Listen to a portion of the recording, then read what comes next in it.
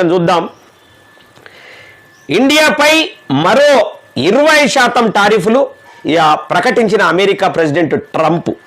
మరి మొత్తం 50% చేరిన సుంకాలు నేటి నుంచి 20%, 27 నుంచి అదనపు 20% సుంకాలు అమలులోకి. రష్యా నుంచి ఆయిల్ కొనుగోలును సాకుగా చూపిన అమెరికా అధ్యక్షుడు మరి ఇండియా పైనే అక్కసు.